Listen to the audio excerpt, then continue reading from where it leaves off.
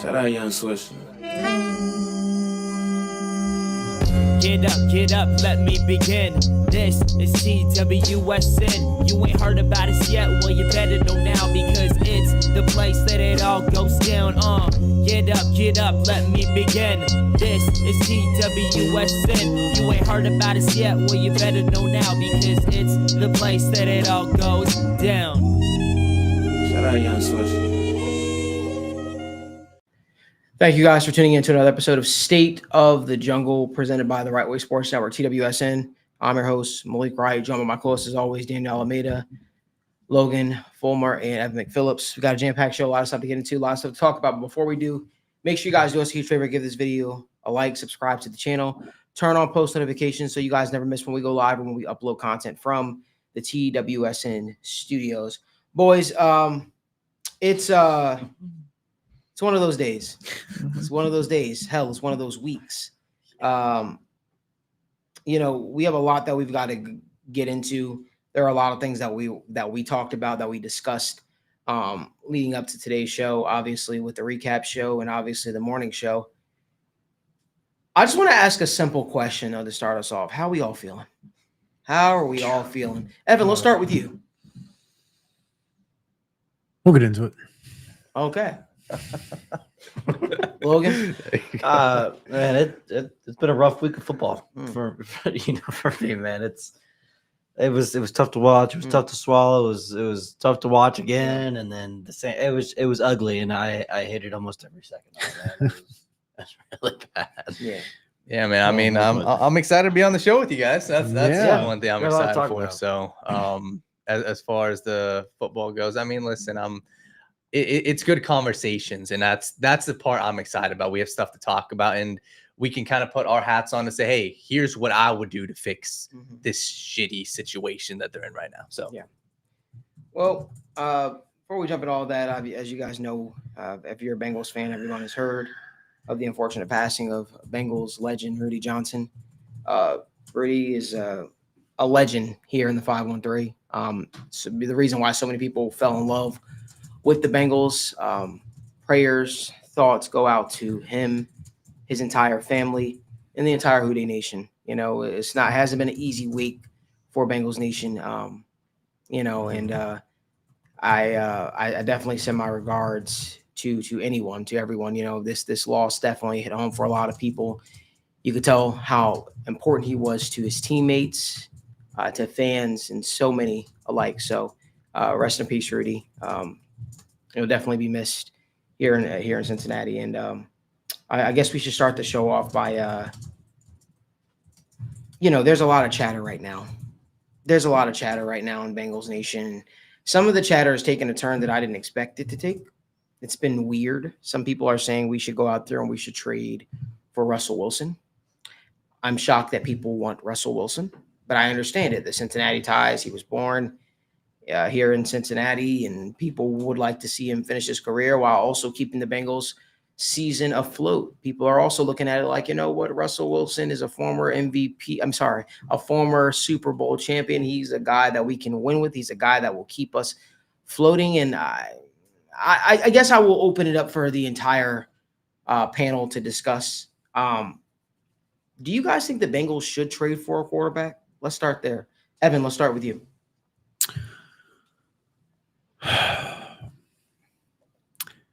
If you're trying to maximize your potential to win games, there is no reason not to take a 6th or 7th round pick and send it off and try and get a veteran quarterback who you feel can offer some degree of competition to what you get from Jake Browning.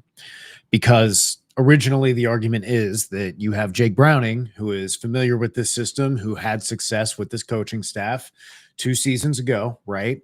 And that he is one of the better backups in the league.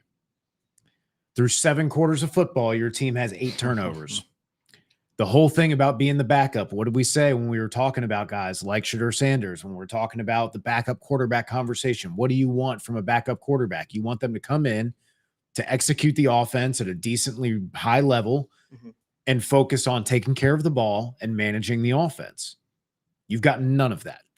You've gotten inconsistent accuracy in ball placement. You've gotten extreme uncomfortability, and there's more than just Jake Browning at fault for that, right? And we'll talk about that as we go into the game and kind of unravel everything, because when you have something obviously that brutal, everybody's at fault. That's not purely Zach Taylor. That's not purely Jake Browning. Like, everybody had a hand in making that mess that we saw on Sunday. But yeah, just talking about it from that perspective, you're not getting anything you were supposed to get out of this backup quarterback that made him, in a lot of people's view, one of the best backup quarterbacks. So if he continues to play like this, you can't honestly sell to me, to you, to your mom, to fans, to anybody outside of the Brown family or outside of Paycor that you're legitimately trying to compete, just rolling that product out week to week to week.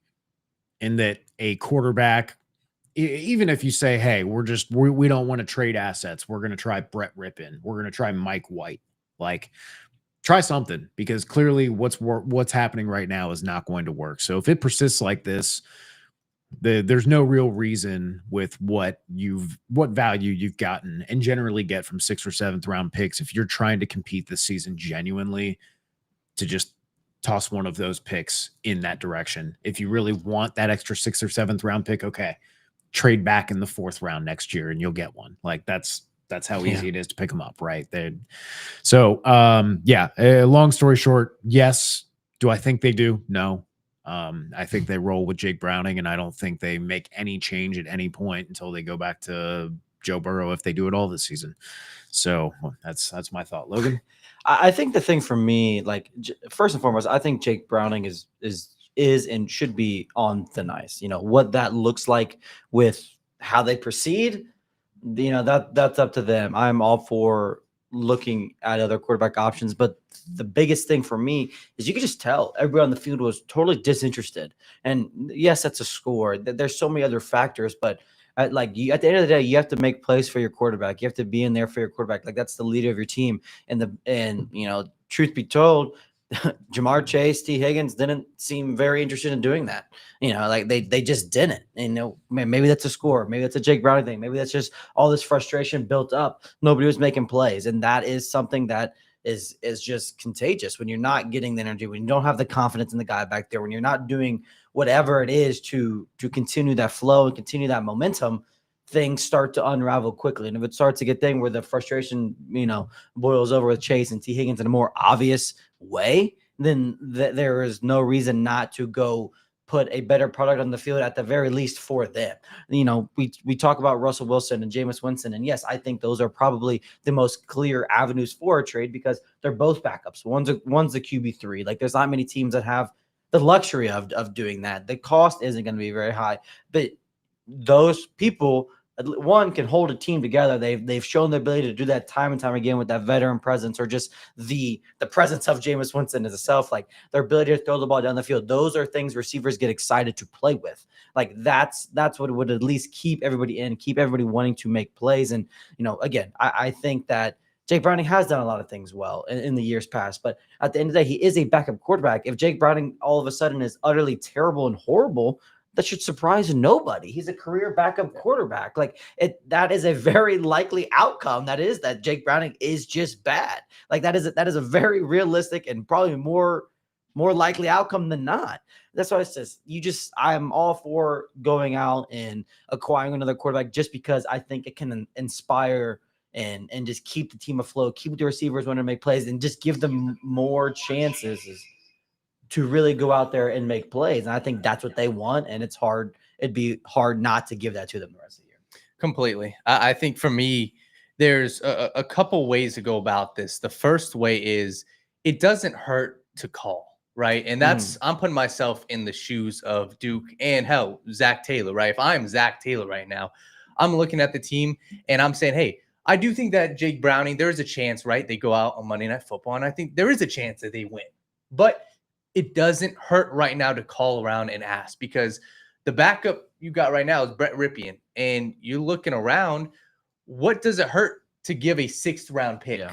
And that's the thing, because when you look at these quarterbacks that we're discussing, I'm not talking about Kirk Cousins, because I think Kirk Cousins is completely out of there when we talk about, potential guys that are, I don't know if you, he's completely out of there because of the money, right? I'm also not paying for Kirk Cousins to come in for a span of 7 games. Yeah. I'm just not doing it because I don't know what the money is, but 20 million, 30 million.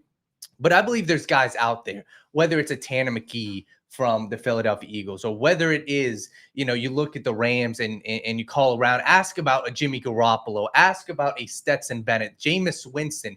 These are the guys I would at least be inquiring to say, hey, what does it take to add this guy to the room? But at the end of the day, if you're expecting the Bengals to trade for one of these guys and these guys to come in and shock the world and be miles better than Jake Browning, that's not what you should expect. And the names I listed, I would be comfortable and I would actually encourage them to go out there and trade for those guys because I think that they could compete. And I see all those guys realistically, potentially even taking over for Jake Browning. But at the end of the day, this isn't necessarily on just Jake Browning. This is on the team as a whole. So to answer the question, yes, I would inquire and I would trade for one of these guys. Maybe not Russell Wilson, but it doesn't hurt. Call the Giants, say, hey, what is it going to cost? And if it's anything from a 6th or 7th round pick, I am doing it because what the hell do you have to lose? So, dude, I mean, yeah, because people talk about like not trading the capital or whatever. I mean, we traded a 7th rounder for Khalil Herbert, a backup running back.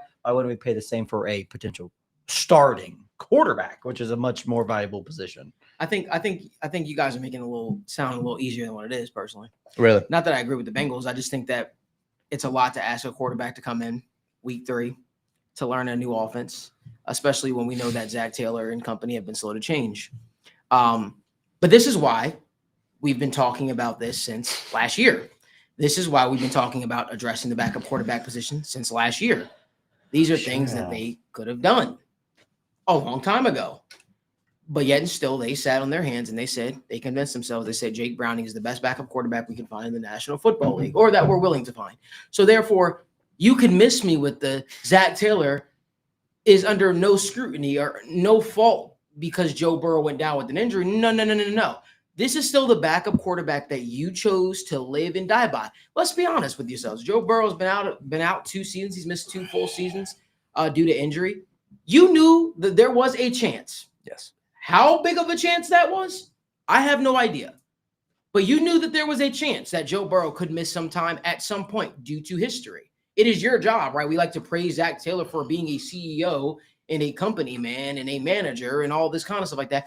Part of your job is to I guess, be prepared for the unexpected, or in this case, be prepared for the unfortunate thing that could arise. Mm-hmm. And you were not prepared. What I'm saying is not a hot take. It's proof in the pudding. Even if you thought Jake Browning was prepared, well, it was clear he was not prepared.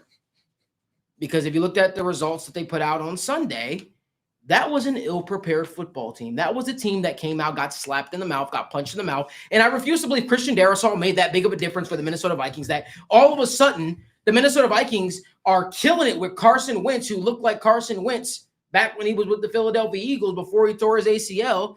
I refuse to believe that all of a sudden Harrison Smith that made that much of a change to the defensive game plan for Brian Flores' defense to the point where all of a sudden the Bengals can't do anything. You know, people talk about, oh, well, you know, I saw somebody putting out this, well, the Minnesota Vikings had one of the top rushing defenses. No, go figure. And that was after they went up against us, who can't run the football. Did we not see? Here's the beautiful thing about watching football, being in love with the game of football. I watched so many games. The fact of the matter is, I know Chase Brown is no Bijan Robinson, but if you turned on the game and you got to see what Bijan Robinson did to the Minnesota Vikings, well, guess what? He made them look like they could not tackle. He made them look like they were a little league peewee defense out there. Somewhere along the lines, the Bengals couldn't get anything. I hate the lengths we go to protect Zach Taylor and the lengths we go to give him flack, all because he shakes our hand as he's coming out of a tunnel. The fact of the matter is, I don't understand the thought process of this guy not being criticized. And all the criticism I get is called constructive criticism. The thought process for me is, guess what? I want better for the Cincinnati Bengals. If that means I never get an interview with another player, so fucking be it. I want the Bengals to succeed. I bet the Bengals to win. I want the Bengals to hoist the Lombardi Trophy. Why? Because Cincinnati's a beautiful place with beautiful people, diehard fans, quite like no other. But the thought process for some that, you know what, Zach Taylor's just doing the best he's got with what he's got is bullshit. Can I add 2 things to that real quick on that point? Because Sure. I think you hit a really key point here. First, I want to correct whoever it was telling you that the Vikings were one of the best rush defenses because they were 25th in EPA per rush going into that game with the Bengals. That was one of my keys to victory, was the Bengals had to take advantage of that because it was the only point where the Vikings were weak and they got bullied. So I wanted to just correct that real quick. That was horrible. Because that's just incorrect, verifiably. But the one thing you brought up that I really want to make sure that we stress in this conversation, right? Because many of the people who are watching this show right now are Bengals fans who love the team and constantly are told that they're being too critical, they're being negative, right? And that, oh, these guys are great. Logan, and I want to make sure we say this right now as a caveat to the rest of the show, because we're going to have some hard conversations about people that a lot of people have strong feelings about. Oh yeah. So I want to make sure we get this out of the way, because we got to say a lot of things that are going to hurt feelings after this. Logan, if we're scouting, we're talking about a guy. You don't buy into this quarterback at all, right? Yep. You say, sell me on this quarterback. And I go, well, he's just a leader in the locker room. The guys love him. He can really break a huddle and run the offense. You can really trust this guy. What's going through your mind right now? That he's not very good. That he's not very good at the fucking football stuff, right? And so it doesn't matter to you that people all go to his birthday party and that they love him and that they play their hearts out for him. It doesn't fucking matter, because when the game kicks off on Sunday and you strap on your fucking helmet and you go out there and you play football, being the nicest guy in the world doesn't do a goddamn thing for you, right? Nope, not a thing. We had to have this problem with Andy Dalton. Yep. Had this problem all the time. And Bengals fans, I understand why after the Carson Palmer saga, you were scarred and you were just happy to have a quality quarterback that loved Cincinnati, loved the team, and embraced it. And that felt nice. But then we had to have the difficult conversation about, can he be the guy that you need the way the Bengals build their team? To the answer, which was no. And we watched him, 4th down with the game on the line. You literally win or lose. You're not even going to try. You throw the ball away. And when you say that is the ultimate white flag, Bengals fans go, do you know how much he's done for this community? Do you know about his charity? Do you know how nice he was the one time I stopped him at Kroger and he talked to me? Guys, that's all wonderful. We want all of our players to be good people. That does not preclude them from criticism for how they play on the field. So when we talk about Zach Taylor, yes, he's a nice guy. When we talk about 𝗕𝗘, yes, his charity's done a lot of good. And people love Cincy hat. That's great. Hats and twos and hats. But that's not going to do shit. And his charity organization can't suit up and help him pass block on Sunday, right? The fact that your finance guy, your stockbroker, when he loses all your money, you turn to your wife and say, but he's a really good guy. Do you know he volunteers for brothers and sisters on the weekend? Like, doesn't fucking matter, because you need him to manage your money.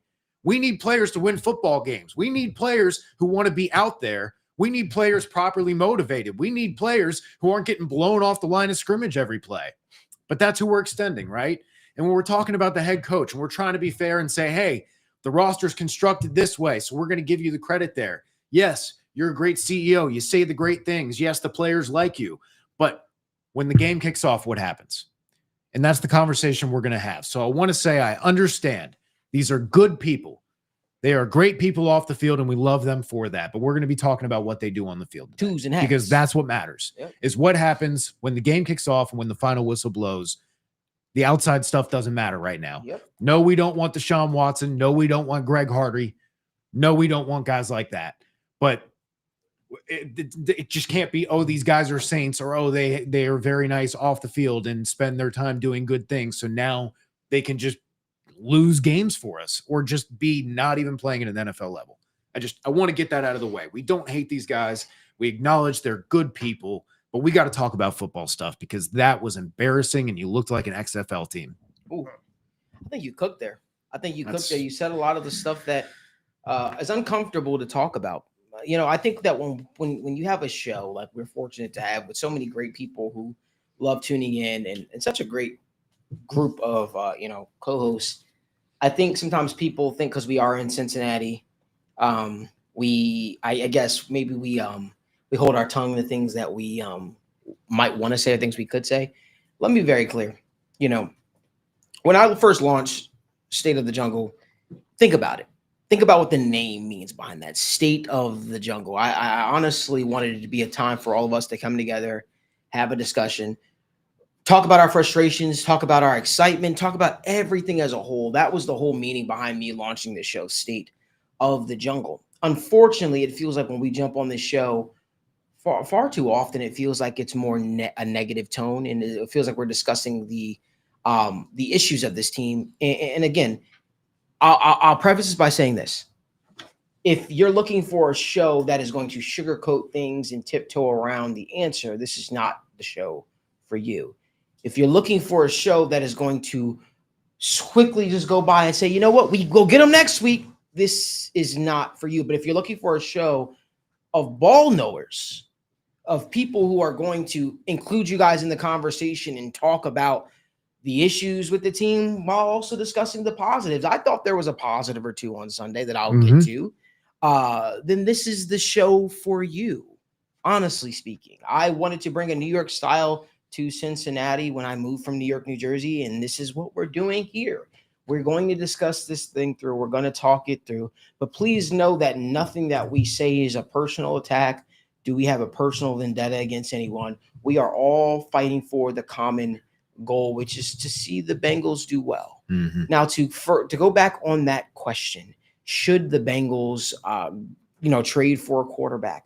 That answer is overwhelmingly yes. We all know Jake Browning is what Jake Browning is. We all know there's a reason why Jake Browning lived on the Minnesota Vikings practice squad. And if it wasn't for the Cincinnati Bengals coming calling, the dude even told you he would have been a car salesman in Washington. He would have had no denial, no future in the National Football League. For whatever reason, the Bengals saw talent and they decided, hey, let's move forward with him. Okay, I understand it.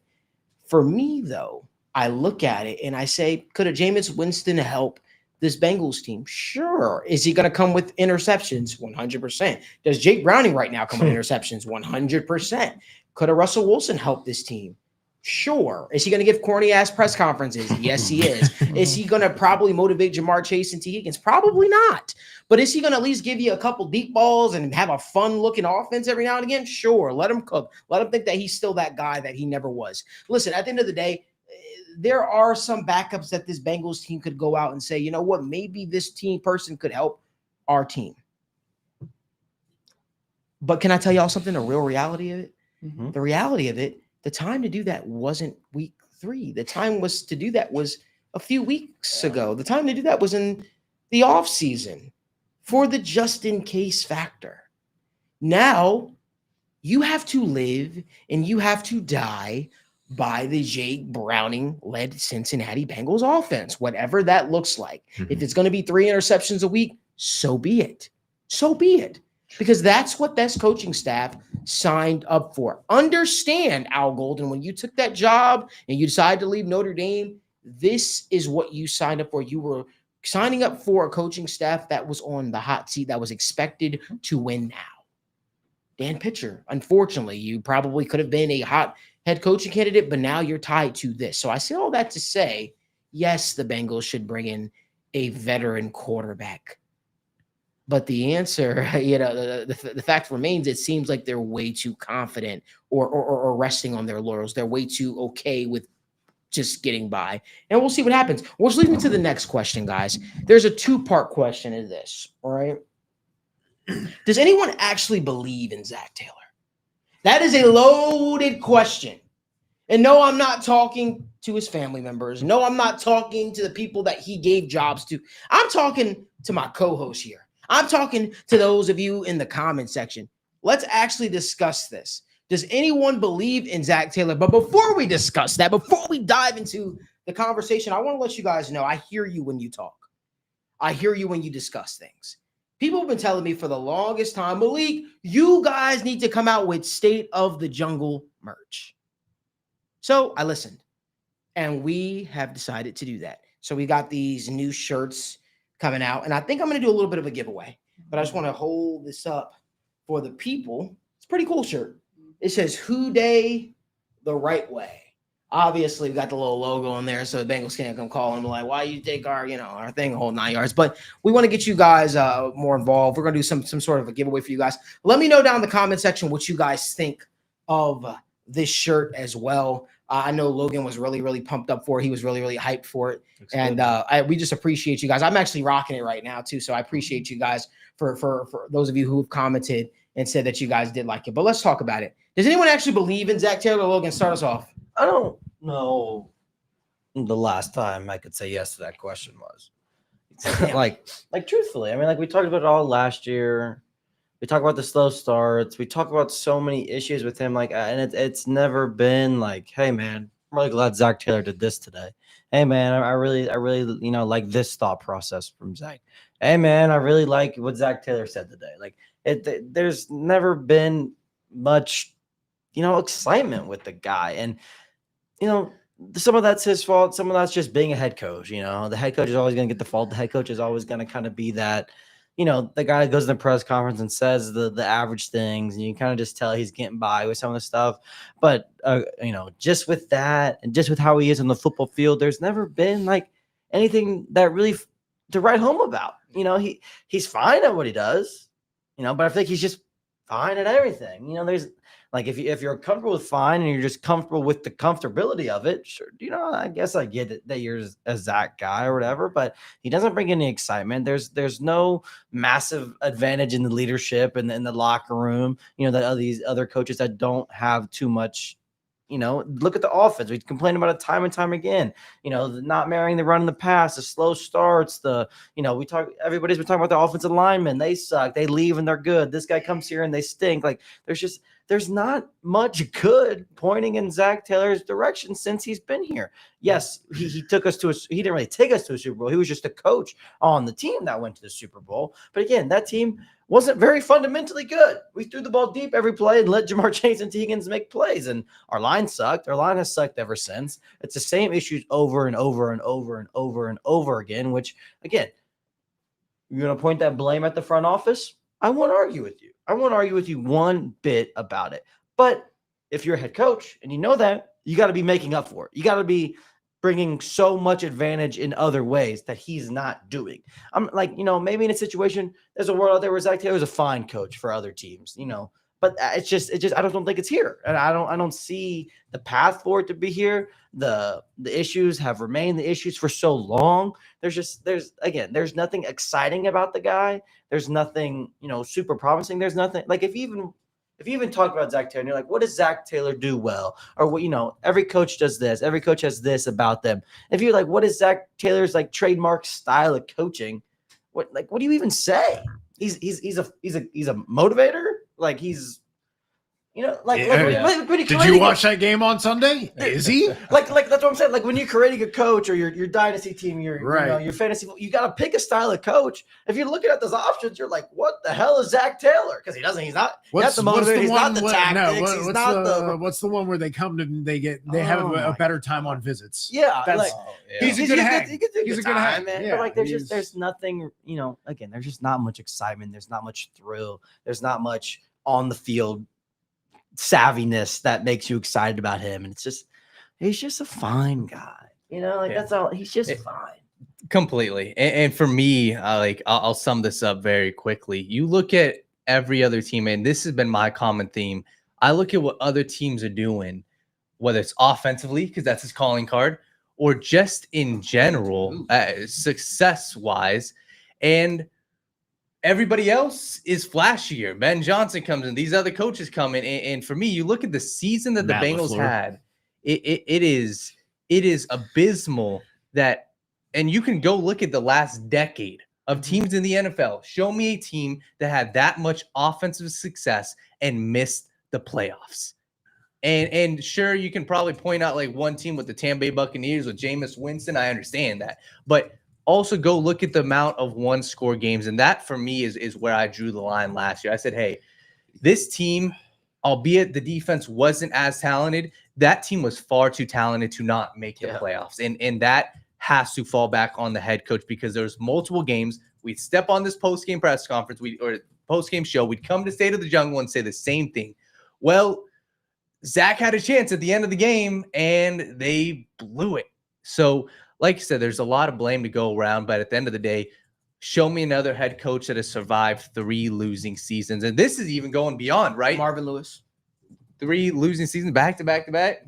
And, well, I guess I stand corrected. Well, but a successful head coach, I would say. And you can't show me that. Like, it just doesn't happen. So I would be very appalled if the Bengals don't make the playoffs this year and Zach Taylor stays on as head coach. So, and I guess that's kind of where we're at now is, hey, what happens the rest of this season? Because is there a chance they go off on a crazy run and we have the same conversation we had last year? I don't know, because I don't think you could do this 2 seasons in a row. So I do not believe in Zach Taylor. I don't think he's the guy to lead them to a Super Bowl. Do I believe in Zach Taylor? Yeah, I believe in Zach Taylor to do the things that he's good at. I believe in him to go into a press conference and say a lot of words without saying anything that compromises the team. I expect him to, behind closed doors, manage player relationships well. When you hear people talk in interviews about the surprises of being a head coach, most of them are prepared for the coach stuff, the X's and O's, right? They often talk about the thing you're not prepared for is people coming to you and bothering you with mundane shit like what paint colors should we paint the locker room and whatever else. Like, I trust Zach Taylor to deal with that shit. Zach Taylor would be a fantastic front office addition for somebody. To be able to talk to the media, to be able to keep things behind closed doors, work closely with players and personnel. Like, yeah, Zach Taylor would be a prime front office guy like that. But as a head coach, I find myself just constantly wanting in many areas. I think the biggest indictment of what happened Sunday was the attitude that the players played with when the game had just started to get out of reach. Immediately, everyone was checked out. People were deflated. And Joe Burrow's out. And you're supposed to be, this is what you do, right? So if you're a head coach and you're not the defensive coordinator and you're not a good offensive coach, then you got to be really fucking good at the game management stuff. You got to be really good at the game theory stuff. You got to be really good at making in-game adjustments. And you don't get that. So now you're telling me, look, that you're losing a grip on the CEO stuff, that you're losing a grip on the players, the motivations to be able to get them to play for you, to be able to be aggressive out there, man. When you watch offensive lines or defensive lines like the Lions, how they took on their head coach's personality, you feel that, man. Like every press conference with Dan Pitcher, he's fired up, man. Like he's ready to go. Like he's excited. And the team plays that way. And every time we hear Zach Taylor, it's very just, no, we're doing our best. And yeah, and absolutely sure. The post game after a win, yeah, he's excited. But like, dude, it's just your team is playing soft every year. Guys, we've had 3 O-line coaches, 2 offensive coordinators, 2 DCs, and like Logan said, we still have the same problem. You still can't figure it out. And again, you're the offensive head coach. We have supposedly the best offensive line we've had in years, and we have the worst run game that we've had in years too. How does that happen? How does that work? I don't understand that. And then it's also the asking players to do things that they're not good at, right? What's the signifier of a good coach, of a good play caller? They put their players in a position to do things well. Asking Orlando Brown and Ted Karras to run outside zone is not that. Asking guys who are historically some of the worst athletes to ever test at the combine is not that. So again, I ask you, if you're not doing the player motivation stuff well enough to manage this team through this time, because you have to be the leader, because Joe Burrow can't right now. You have to be what holds this team together. And it looks like, based on the last 2 weeks, that it's been tough to do that. Now, that's a tough ask for anybody, but this is supposed to be what you're good at, right? This is supposed to be what you're good at. So you have to do it because you're not bringing it on offense. So it has to be worth it to keep you around. Because you're also not hiring an offensive coordinator. You're not hiring a defensive coordinator to help you out and do this stuff and actually take over the play calling duties and the design. It'd be different if you were handing that over to somebody and you could just focus on the CEO stuff, but it's not. Because right now, I see the same Zach Taylor that Joe Burrow's rookie year, 4th down. Okay, we don't feel great about our rookie quarterback, even though we got him and Ja'Marr Chase and T. Higgins. We're going to punt it. And we're going to get into overtime. We're going to punt it again. And you know what? We got the ball back in overtime. We're going to punt it again, and we're going to punt until we tie because we're just too scared to go win the game. And then you get 4th and 5 with the Patriots last year, and the defense is giving up 7, 8, 9 yards per carry, has 13 missed tackles. And you got 4th down, and again, you're sitting there years later now. You've paid Joe Burrow. You've paid T. Higgins. You've paid Ja'Marr Chase. You're ready to fucking rot, and yet you punt again. Then there you are. Yet again, you got to get 1 first down to ice the game versus the Browns. And what do? You run 3 times in the most obvious run looks and punt the ball away and constantly, again, take the ball out of the hands of the guys you built the team. And again, I ask you, do you want to fucking win? Like, what is the point in building all of this in the offense if every time the moment comes up that you're going to shrink and you're going to panic and you're going to play conservative and you're not – it's frustrating, man. That's the really frustrating thing about it is it's just I can't trust the game management. I can't trust the offensive design. And unless you are the top 2 or 3 guy, like Logan said, it being the motivator, CEO, coach, then you're not bringing in enough value, especially to a team like the Bengals who, like Daniel said, hey, this is partly on the front office for giving you less than what you could potentially get with those resources elsewhere. Yes, the Eagles would maximize what the Bengals have better than they do, 100%. I mean, yes, that eventually comes due, but that's the problem is, okay, if you're going to accept that head coach job, if you're going to take on this burden, you have to be able to make up a little bit in the margins to get that value back. And Zach Taylor has never been that guy to me. I think with one of the things with Zach too, it's like, I hate to even go back to this point and, I don't want to live in the past too much, but what did Zach ever do to be a head coach in the first place? Like, what did he do to make anybody have confidence in him in the first place? Like everywhere he's gone hasn't been great. I think he impressed the Bengals. Remember, it came down to a couple people, but he impressed the Bengals with his plan to utilize everybody that was on the football team at the time. And one of those players that really, really impressed the organization was Mark Walton. He really talked about how he was going to get great usage out of the running back, Mark Walton, who had a lot of off-the-field issues and stuff like that. And they were just blown away. They said that they believed that they might be hiring him prematurely, but they believed that the coach Zach was going to become in the future was going to pay off. So anything else you want to add to that, Logan? No, it's just everything. Like I trying to get ahead of the curve. I think that is a very important thing to try to do. Because the Cowboys were very interested in him as their offensive coordinator. But it's just like, there's not, again, it just goes back to, but there's nothing been ever too exciting about Zach. That doesn't mean he's, was always going to be like this, but he just doesn't excite anybody, man. I think that's the biggest frustration. No, for sure. I'm glad that we're having this conversation. I had an interesting conversation with a few people this off season, while everybody else was talking about, who the Bengals are going to draft and getting the contracts done of Trey Hendrickson, T. Higgins, and Ja'Marr Chase. You know what was more interesting to me, guys? Why were the Bengals able to rattle off a bunch of wins at the end of the season? That was very interesting to me. That was an interesting point to me. That I went on a wild goose chase to try to figure out what happened, because that doesn't just happen, right? If things start to fall off by the wayside, and players start to no longer believe, if you will, XYZ. Things typically just go from bad to worse, and everything just falls off flat, and pretty much this whole thing gets ripped up.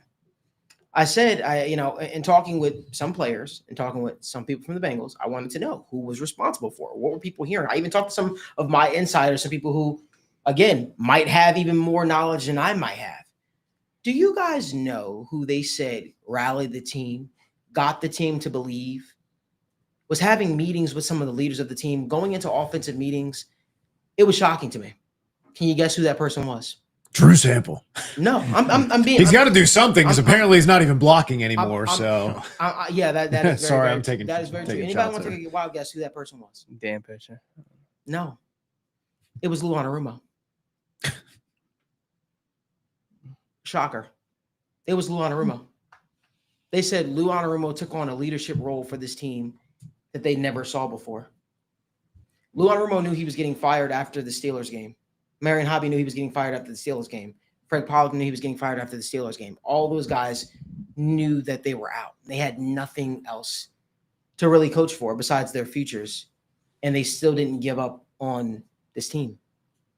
They still fought hard. They still believed hard. They still, almost right down to the story that Zach won't tell, is Zach asked for Lou's recommendation of who should be the next defensive coordinator of the Bengals.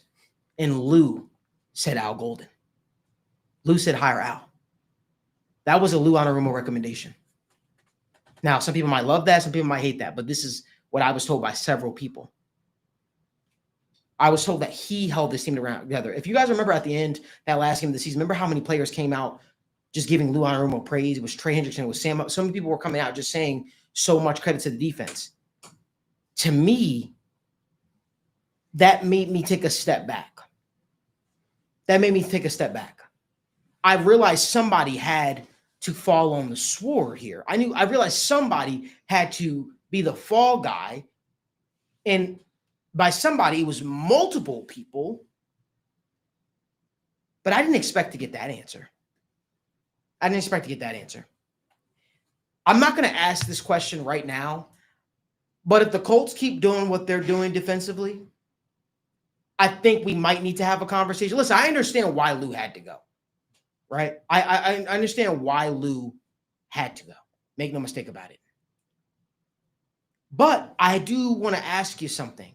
Those players that we were clamoring for to play so hard, so much. Jordan Battle, it was no secret. The rumor out there was Jordan Battle showed up out of shape.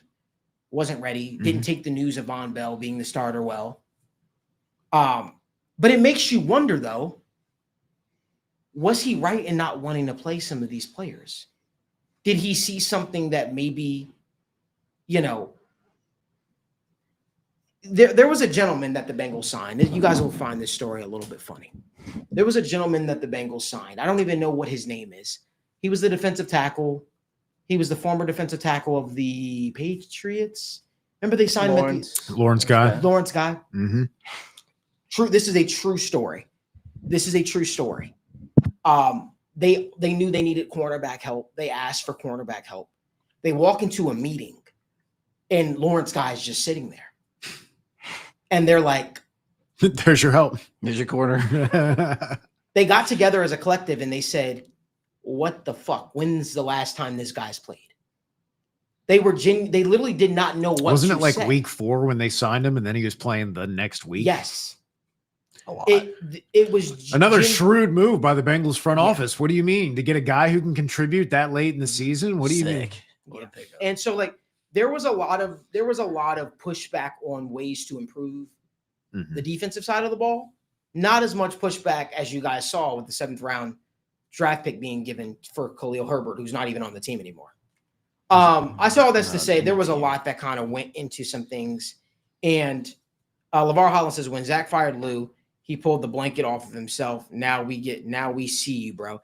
It actually wasn't even a firing that came from Zach, though. That's the thing. It came from the front office. Somebody had to fall on the sword. Somebody had to go. And it had to be who it was. Can we got a question here from Mike Brown's burner account, who brought up a good point. Like, he says, hey, I keep coming back to why the players can't execute anything. Is that on Zach? And that's a fair question to say, hey, they had absolute killer fumbling issues. Is that on Zach? Is offensive linemen not knowing who to block in week 3 on Zach?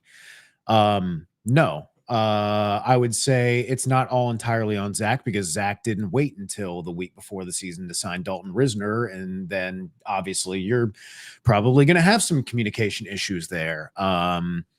No, I wouldn't put that on him. And yeah, maybe the first and the second and the third fumble, I would say, yeah, no, that's not on Zach Taylor. But my first question would be, exactly at what point, how many fumbles go by until you tell your players, put two hands on the fucking ball or you're on the bench? Yeah. Like 3, 4, 5? Like, how many is too many to where you go, put fucking two hands on the goddamn ball or you're not playing? Because we can't stop fumbling. So until we learn how to hold the ball, how many times you see coaches, they fumble once, they fumble twice, and suddenly they're walking around with a ball taped to their fucking forearm on the sideline. So again, no, I wouldn't say that Zach is supposed to go out there and, you know, put their hands on the ball and for them, but like, that is a coaching adjustment thing where you got to be like, hey, we're fucking having brain farts right now and not doing anything with ball security that's basic fundamental shit. And that's where I come back to is, hey, this offseason program was all about getting rid of this stuff of looking so disjointed and rusty and bad at the basics and the fundamentals, right? It was, hey, we might struggle to, you know, figure out the exact nature of how we want these plays to blend together. We're going to figure out our offensive identity, but knowing who to block, being able to execute that, having your points of contact on the ball, communication issues, like these are things that absolutely go back to coaching. Like, yes, your guys should know who they're supposed to block on a given play. They should be able to at least just be in the right spot. Yes, absolutely.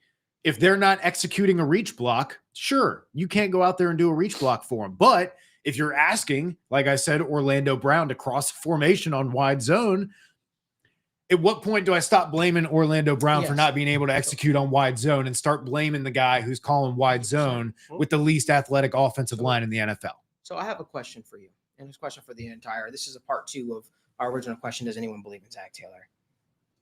So the question is, who would be the likely candidate if the Bengals move on from Zach Taylor? Hear me out for a second. We can yell into a microphone, and we can talk about Zach needs to be gone. The Bengals need to move on from Zach. We could say all that. I'm really struggling, guys, though. Respectfully, I am really, really struggling. And I'm struggling in a way that I haven't before. Usually I'm very in tune with the candidates that are up and coming. And there are some, obviously, that come to mind. I'm going to get to those. But who makes sense for this Bengals team? Because you have to look at it from a full scope. What I mean by that is, you know, you could say Joe Brady, and that's the name everybody keeps yelling. And it's an obvious one because of the connection with being the passing game coordinator at LSU. But then you have to ask yourself, what did hiring Zach Taylor do to the Brown family?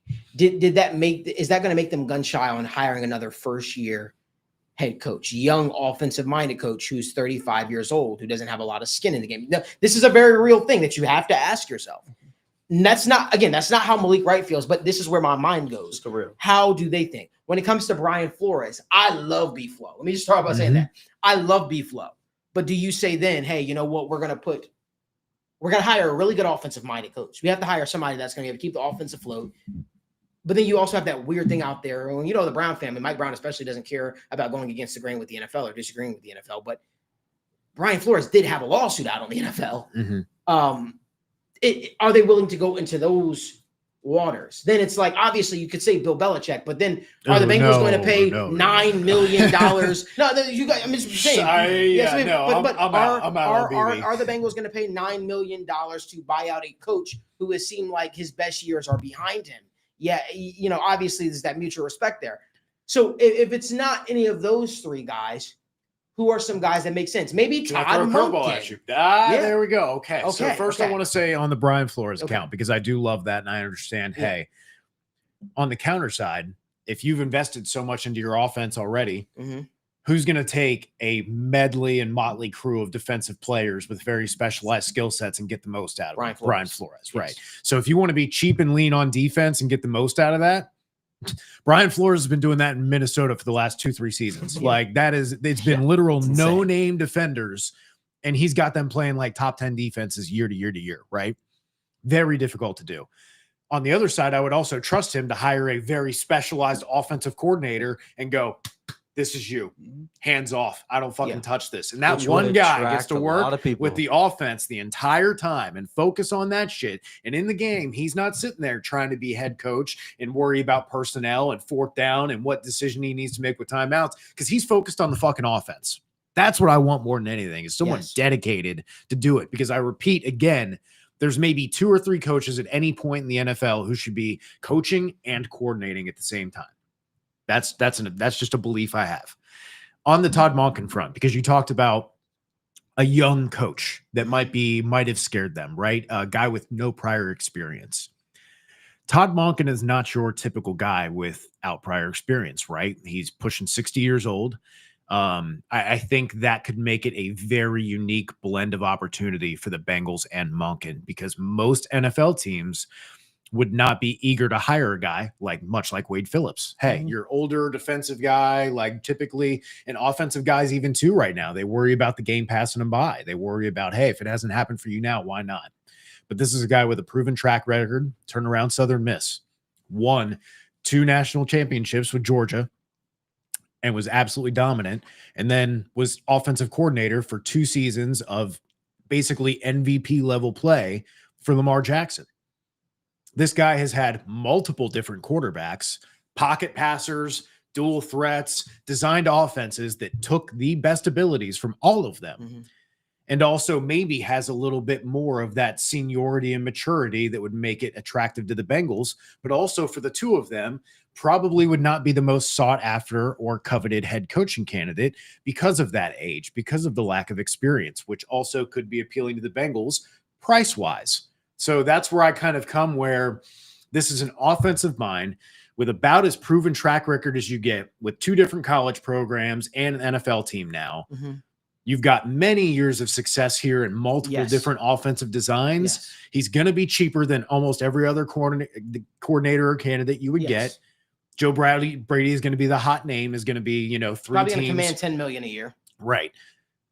He could be that guy you get for $5 or $6 million a year. I think they're paying Zach like 4 or 4.5 right now. Like 4, absolutely. That's the guy you could get for $5 million a year that you could trust that, hey, whatever quarterback we have, he built pocket passing offenses for Stetson Bennett. He built the dual threat offense for Lamar Jackson, the run game for Derrick Henry. Like, I can trust that guy to do things. Like, that would be my head coaching candidate outside of Joe Brady.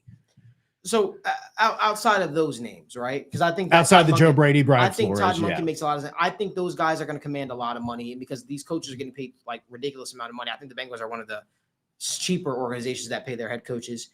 Because you remember, taking on the job in Cincinnati is so much more than just, coaching. There's the scouting involved. There's, there's a lot that goes into being the head coach of the Bengals. I do wonder, man. Because as much people bringing in Lincoln Riley in the comment section, that guy's going to command so much money if he were to even leave USC. Jerry would hire him right now. Yeah, Jerry would throw $20 million at Lincoln. Yeah, oh my God. And so, like, you got to also try to put the fit together as well. And that's where I'm kind of getting a little bit hung up on. Logan, I want to get your thoughts.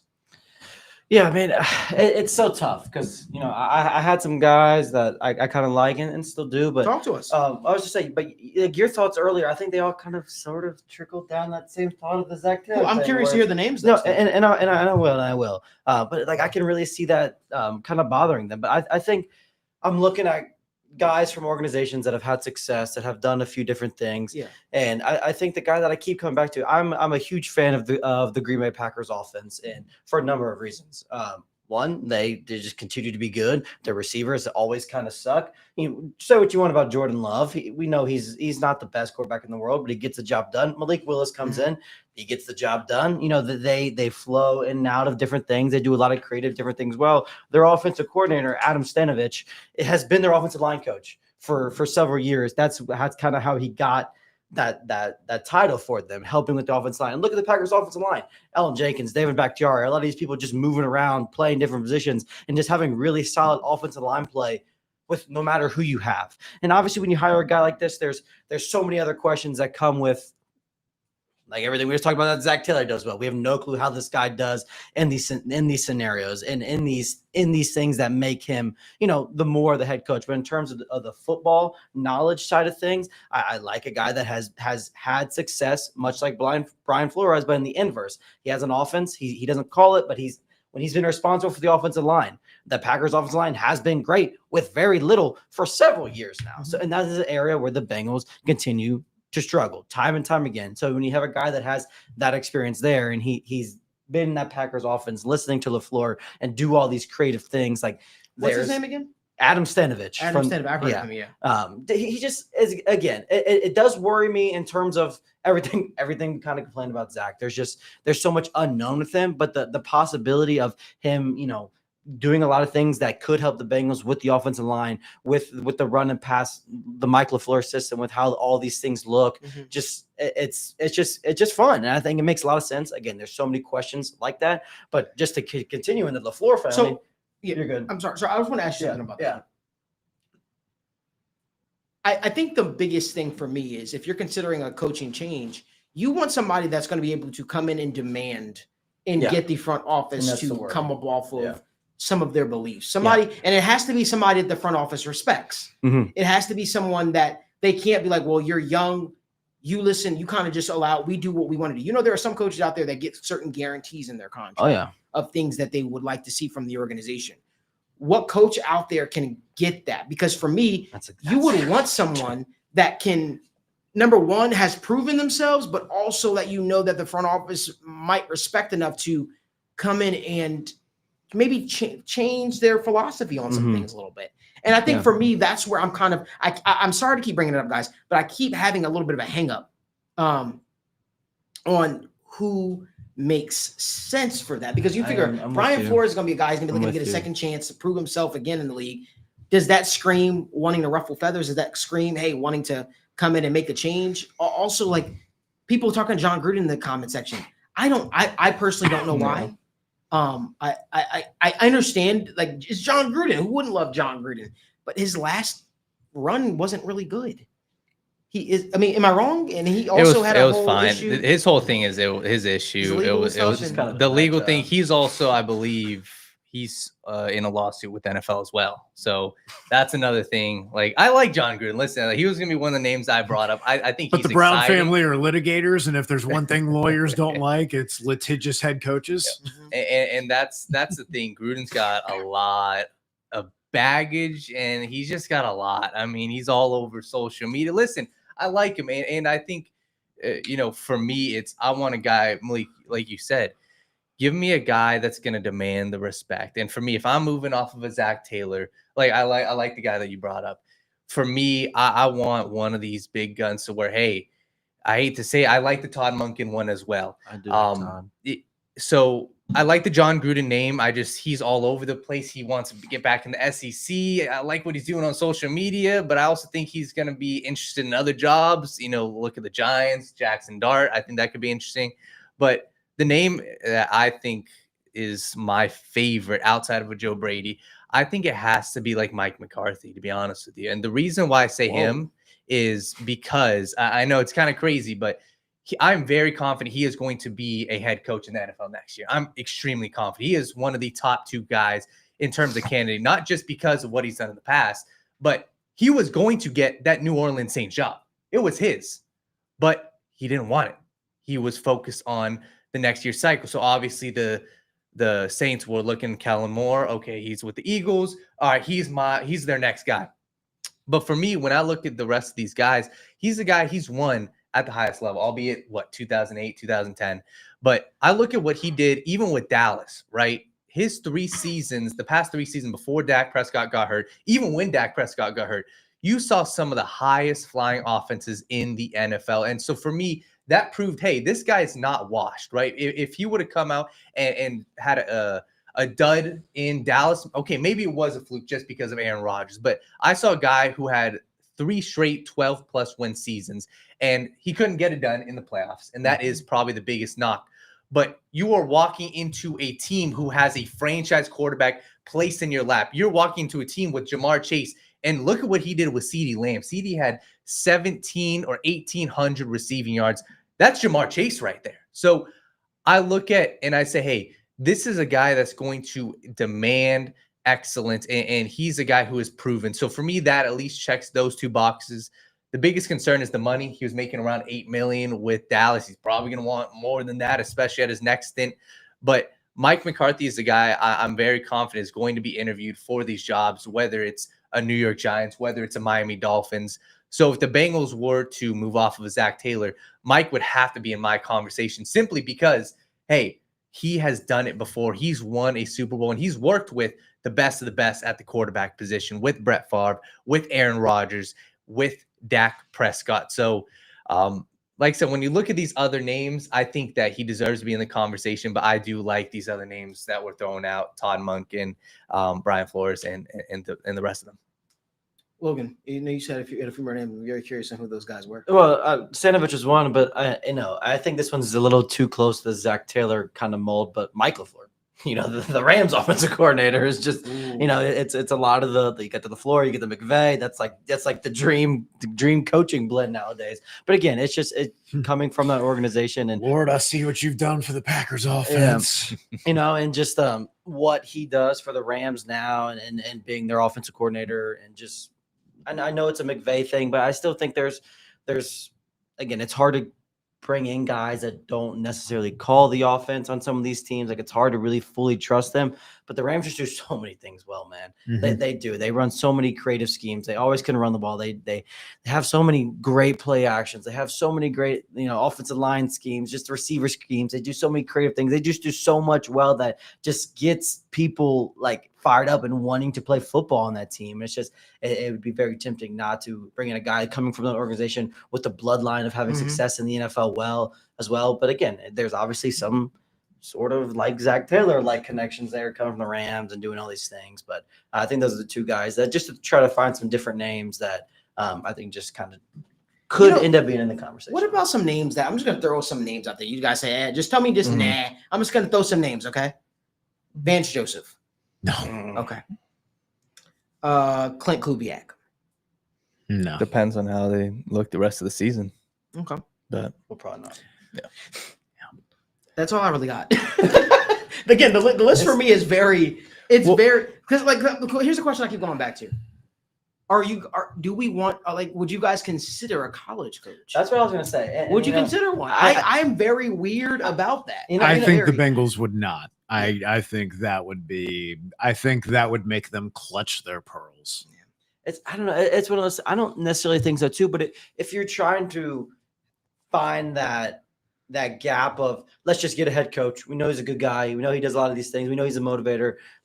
And we can piece together two good coordinators. Then that's a conversation that could be had. Let me ask you this: a coach that might be on his way out of his current job. Or a coach that I'm sweet. That's where I thought he was going. I'm like, no. I'm talking about just it could be an NFL head coach. It could be a retread. Is there any name? Somebody said Coach O. Oh my God. Tom Jones. Nope. There will be no news on Tobin. That the Bengals. That's not how the Bengals operate. But is there any name that comes to mind that makes you guys think at all, or that you would consider? Maybe? Oh, I've got one. Yeah. I doubt this guy would do it, but Steve Spagnuolo would be interesting. No? Hell no. Really? Absolutely not. Really? He sucked when he was a head coach. I agree, but if we're talking retreads, I don't think his defenses are that good. You just blitz all the time and have Chris Jones. Yeah. That's I don't think his defenses are really it's a good solution. Don't get me wrong. I disagree. I think his defenses. I mean, I've been a fan of them. I don't know if for me, I look at the talent that they've had, and I see that the Chris Jones that they've had. But name me like the amount of money that they've allocated to the offense versus the defense. I don't think it's close. And McDuffie was really good. McDuffie's good. McDuffie's good. Justin Reed was a really good safety ad. I think their philosophy, Daniel, has been a little bit different. I think that there's not a big. And I gotta clutch my pearls when I say this because people might rip me. I think that Steve Spagnuolo's defense has been bend but don't break. Yep. I think that's really what it's been. And I think, hey, if we can get a turnover or two here, our prolific offense will do the rest for us. Yep. I think that's what they have lived by. And for me, I see a lot of similarities in a 𝗦𝗡𝗎𝗪𝗏 and That's fair. a Steve Spagnuolo's defense. I think that it's very similar to bend but don't break. It's not going to be one of those units that are just top in the league. I don't know. Someone fair. tossed Cliff Kingsbury out there, and I think while that's that one like, made me go, yeah, it's You know, definitely like- interesting because he's looked better since he's been with the Commanders. But like, I worry so much about the man who lined up DeAndre Hopkins 98% of the time at the exact same wide receiver spot and go, Yeah. that's enough probably to scare me that like if you come, I have to have like the utmost confidence that either you're going to hire somebody who's going to be a good OC or you have to be a very talented OC. And I just haven't seen enough from Cliff more outside of than just one season. Yeah. That, and honestly, Jaden Daniels was electric. Yeah. Kind of like Makes your Joe life Burrow was easier. first rookie year, where it's like, hey, you're going to have a great career and you're going to put up crazy numbers, but not in this same way. Like you're not, Joe Burrow was not going to hit every 9 ball he threw for the entire season forever, right? Like in the same way, Jaden Daniels is not just going to break 4 ankles and drop dots into Terry McLaurin and cover 4 like up the seam. Like that's just. You know what name interests me, guys? It just came to me.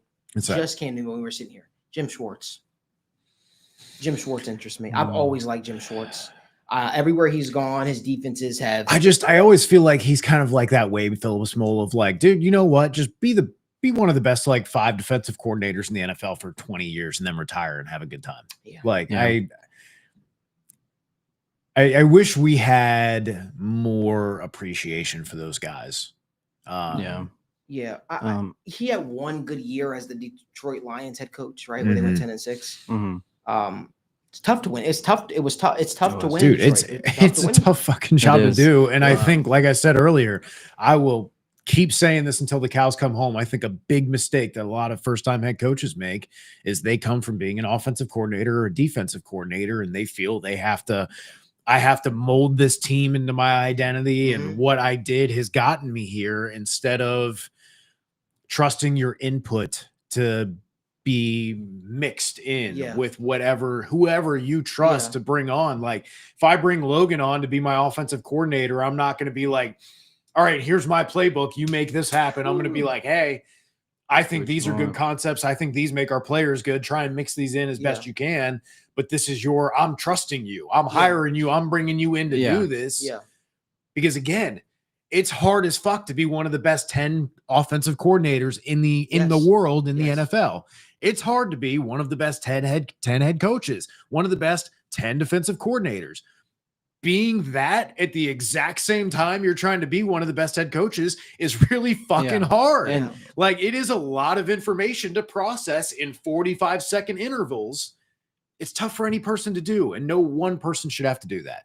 And I feel like that is a mistake that a lot of head coaches make, especially in their first run. I love to see the ability to delegate, to trust, because that means you trust your guys and you can communicate well what you need. Kind of going off of that and kind of combining the college talks a little bit. I think, if we're looking for the Bengals and somebody from the college ranks that could kind of sort of maybe make sense, kind of blends in what Evan was just talking about. It's almost like Dan Campbell-ish, but in a completely and utterly different way. Marcus Freeman, the Notre Dame guy. The Bengals clearly like coming from Notre Dame. He was a defensive coordinator at Cincinnati when they were really good.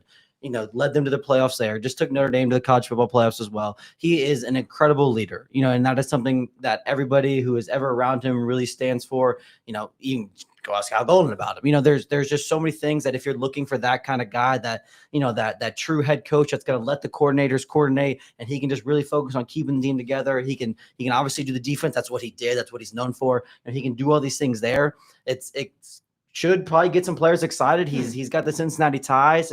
If they're going the college route, I could see them going that Marcus Freeman. Let's make everybody happy. Let's get some good coordinators around them, and let's just go play football. That's a very interesting one you just said.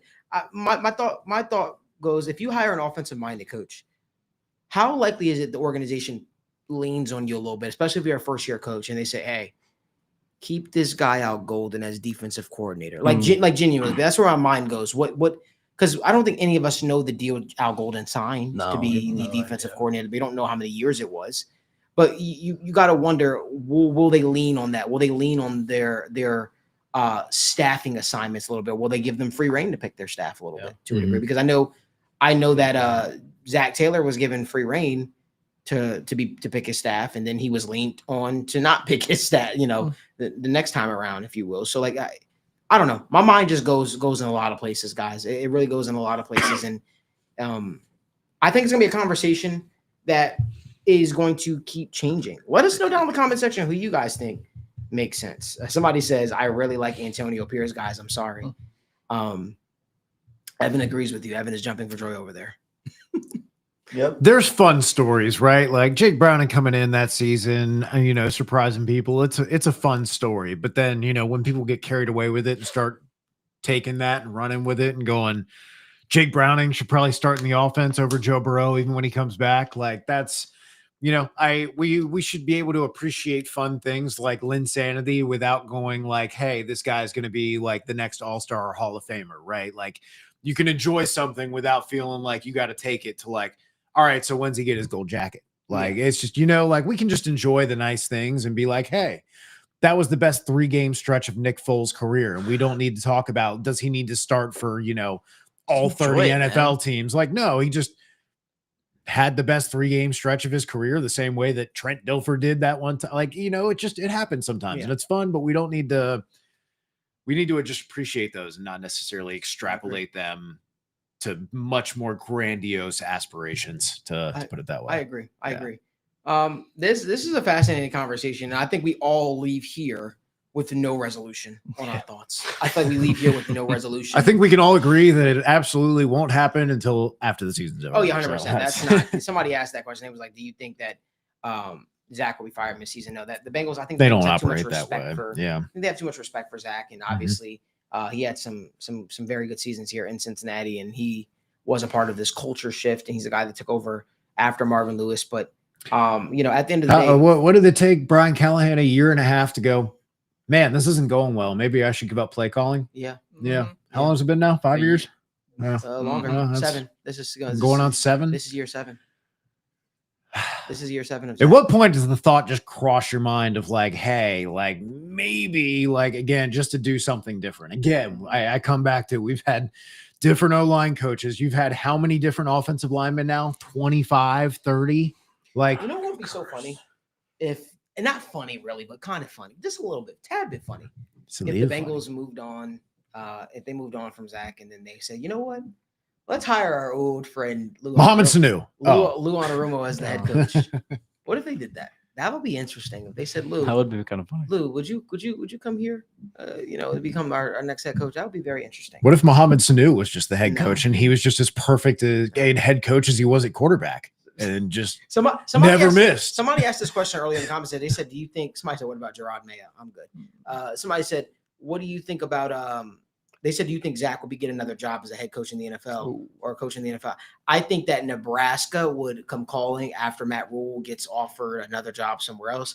And I think Nebraska would call to bring home their former quarterback to be their head coach. And I think he would say yes to go back home to Norman, Oklahoma. That's what I think would happen. If the world played out that way. What do you guys thought? I like that. Yeah. I just feel, this is how I feel. I feel like we missed out on the chance maybe a year, maybe even 2 years ago, to hire a coach that I'm looking at right away. Unequivocally, I'm like, yes. Yeah. People are going to hate me saying this, but if y'all remember, I was doing shows and I was like, if they were to move on from Zach, hire Harbaugh, hire Jim. The guy's won everywhere he's been, yada, yada, yada. I feel like they missed that train of those hot candidates, like, right, the Ben Johnsons of the world. And so many people, they missed that train of people that coaches that people were really coordinators that people were really excited to become head coaches. I don't know. It's just a feeling that I feel. And I feel like I would want them to cast this search super wide. Yep. Super wide. Hell, interview Evan McPhillips to become the head coach of the Bengals. See if you can pull him away from manual labor. I will take like a very loose consulting job. This search needs to be like, just don't be one of those organizations, if you were to move on from Zach, where you interview, what's the Pep Hamilton, just to say you interviewed him. Just actually go out there and cast this search extremely wide and see who, might make the most sense for this Bengals team. That's just my thoughts, man. Somebody says Zach or Jesse Minter. Jesse Minter's he's coming going to be out. one of the highest, Yeah. like Yeah. highly rated guys Yeah. for sure for this cycle. He's coming around. He's coming around for sure. But listen, that's all the time that we got. We want to thank you guys so much for tuning into another episode of State of the Jungle. This conversation is going to keep happening. Hopefully, Zach finds a way to turn this thing around. Hopefully, the Bengals find a way to turn this thing around, because I don't think anybody walked away from the Minnesota Vikings game feeling excited any which way. I don't really have too many thoughts, dude. I'm sorry. I just one last thought that I just have as we kind of marinate on that loss was how often, especially you guys, like us as younger Bengals fans, right? How often do you get told by all the people who've been season ticket holders since the 70s and 80s, you weren't there for the bad Bengals years? It was bad. It was the worst. And despite all of that, Sunday was the worst loss in Bengals franchise history. As bad and bleak as that was, as we are constantly reminded by many older fans, and I understand that they are right, that those week to week to week to year was absolutely painful. But I think it says a hell of a lot that this team with these players and this level of talent can achieve such a terrible, horrific milestone that the worst Bengals teams that exist 20 and 30 years after they happened, that still haunt these people to this day, they could not achieve the level of suck that the Bengals did on Sunday. And I think that's what I keep coming back to, man. That's the tough part. It's a tough conversation, and it's one of those things where, you know, you sit back and everybody kind of wants to be like, oh, our generation was tougher. We had to deal with the worst. It's like I think those last years with Marvin were pretty bad. I think that first year with Zach was really bad. That second year with Zach was really bad. There's been some bad years as Bengals, and it's not a measuring competition, but at the end of the day, it's one of those things where we all want to see this thing get right. Mm-hmm. We all want to see this thing get corrected. And we can all agree that the results on the football field have not displayed that. Oh, by the way, I'm totally sorry. I was about to end the show and I forgot to mention this. There were two bright spots that I wanted to bring up. Obviously, Shamar Stewart was out of the game. We finally saw production out of Myles Murphy. Woo! We finally Myles saw Murphy production out sighting. of Myles Murphy. Joseph Osai even got a sack. Charlie Jones jumped on a fumble. Yeah. You know, yeah. I just wanted to shout that out because, like, we have gotten on here and we have said that we haven't seen much from Myles Murphy, and I wanted to make sure that we brought that up. Myles Murphy did seem like he was getting pressure. It seemed like he was. Marius Mims has looked good in pass blocking. Yeah, He's been big and large in run blocking, but he's been a quality pass blocker. So shout out him. Yeah, you know, you look at it, just felt like nothing went right in the Minnesota Vikings game. You know, like, I mean, fumbles, Jamar Chase fumbles. Maybe next week we pick like 3 nice things to say about the Bengals, just to kind of cheer things up a little bit. We pick out some like. We'll see how Monday. We'll see how Monday goes first. Maybe Jalen Rivers gets some more time. We get something nice to talk about that. Like maybe Jordan Battle has another interception. We get to talk about. I know, man. Maybe we get to talk about a breakout season for him. Like was you're fun. Can I say that your tweets are hilarious, Storm? I'm like, Evan is such a dick. His tweets. He's getting under. I tweet a lot of tongue-in-cheek shit because it's just it's the conversations that we've had. It's like, oh, who could have fucking seen this coming except us 3 fucking years ago going, God, they should really do something about the guard and the interior offensive line. Like, God, who would have thought? Wow. You know, one thing I will say is the CEO of First Star, Kevin Burkhardt, he told me, I remember after the Bengals lost in the AFC Championship game, he pulled me to the side and he had a conversation with me. It's one of our few fond conversations. He said, or many, I would say, fond conversations we've had. He said to me, he was like, and I quote, he was like, you do know that it's about to get bad. And I said, no, Kev, it's going to be fine. Like, what are you talking about? It's going to get bad. He's like, all right, I'm just telling you, I've been through this before. And I'm just like, Bengals fans are hurt, man. My aunts, my uncles, they used to love. But hear me out. They're scarred. He said that to me. And since he made that statement, the Bengals have not made the playoffs. Yep. Since he's made that statement to me, and that's something that, weirdly enough, I think about often. Credit where credit's due, man. Calls his shot. Shit. He knew what he was talking about here. He knew. He said to me, he was like, what do you think is going to happen? They're going to pay Burrow. They're going to pay T. They're going to pay Jamar. He was like, they shouldn't sign. He said they shouldn't sign T. He said they should move. They should trade and get assets. And I'm just thinking, being emotional. You're not really thinking from a logical standpoint.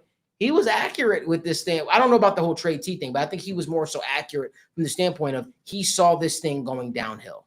He saw it going downhill. And we had never, I'm more of the belief, like, you got Joe Burrow, you have a chance to win each and every single year. And well, since then, we've seen Joe Burrow go out with season-ending injuries. And now the talk here is, hey, maybe Burrow might come back before the season is over because the turf toe was not on his actual planting foot, right? It was on his left foot. So we'll see exactly what takes place, guys, here. But it's a lot to digest. Bengals play Monday night against the Denver Broncos. I'll be live again recapping that game with Daniel Alameda. I'll also be live tomorrow morning for the Sit Down Morning Show and Friday morning Sit Down Morning Show. Remember, the Sit Down Morning Show is live every single morning, 10:30 a.m. Eastern Time, Monday, Thursday, and Friday. We'll be live tomorrow as we discuss so many things Bengals. We have a conversation that is starting to spark regarding the San Francisco 49ers, and maybe they should trade for a certain pass rusher in Cincinnati. I have no idea. That conversation is going to take place tomorrow, though. I'm looking forward to it. We appreciate y'all for tuning into the show. And Keith, we have no update on Noah Fan. The update will come from the Cincinnati Bengals. We'll see exactly what takes place. I didn't text Noah to check on him to make sure he was all right, but that is something I probably should do. But anyway, thank you guys for tuning into the show. We appreciate you guys for making our Wednesday show a part of your regular routine. And as always, until next time,